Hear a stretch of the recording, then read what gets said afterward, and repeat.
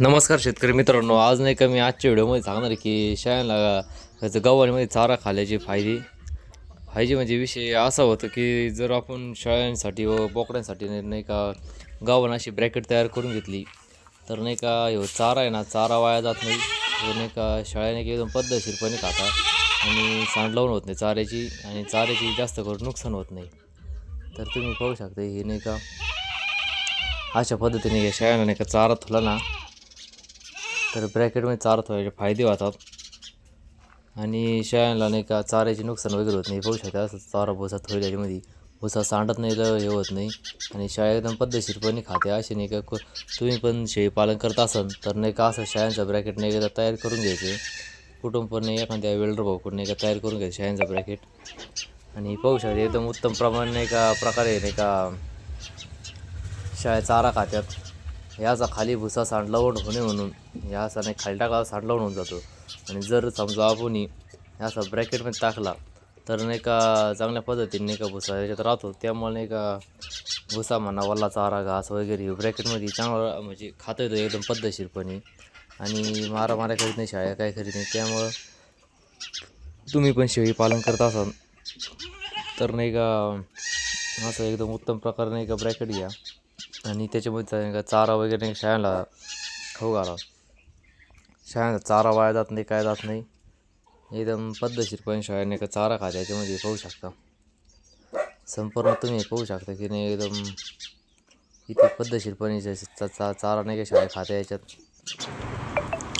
याच्यामध्ये नाही का चाऱ्याची पण बचत होती आणि त्याच्यानंतर नाही का वेळेची पण बचत होती आणि जर समजा चारा सांडवून झाला नाही इकडे तिकडे गेला नाही चारा तर नाही का तिची पण झाडून घ्यायची याची केअर उचलायची गरज राहत नाही.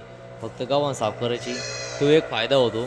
त्याच्यानंतर नाही का जर आपण आता खाली चारा टाकला तर आपल्याला झाडून वगैरे नाही का सकाळ संध्याकाळ झाडून घ्यावं लागतं. त्यापेक्षा गव्हाणी चारा टाकला गव्हाणी थोडंफार सांडलावून होतं पण लई होत नाही, प्रमाण खूप कमी होतं सांडलावणीचं आणि चारा वाचतो, वेळ वाचती संपूर्ण नाही का हे होतं.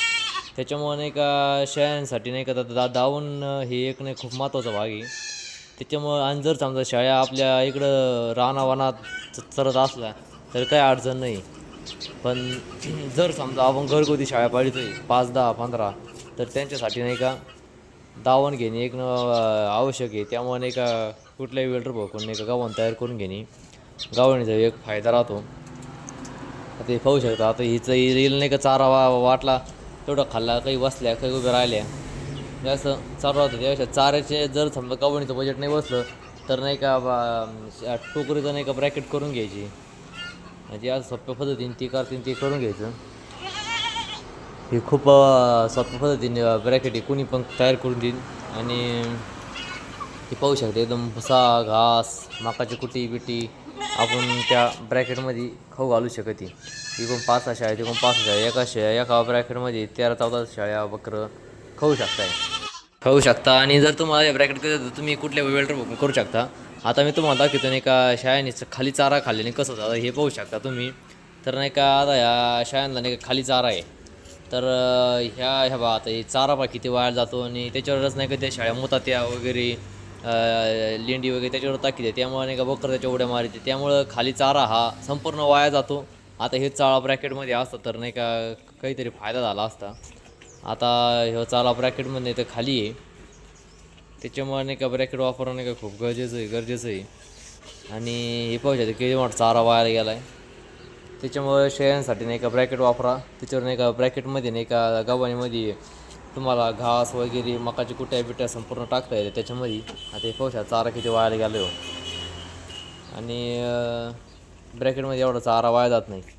तुम्हाला मी दोन्ही पण दाखवलं आणि तुम्हाला व्हिडिओ आवडला असेल तर चॅनलला सबस्क्राईब करा, लाईक करा आणि पुढचे आपले बाजारचे व्हिडिओ नाही का कंटिन्यू इथून पुढं पडतील आणि मार्गदर्शनाचे व्हिडिओ पण पडतील.